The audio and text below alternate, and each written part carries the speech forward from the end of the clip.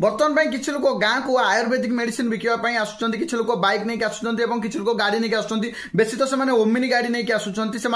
बेसी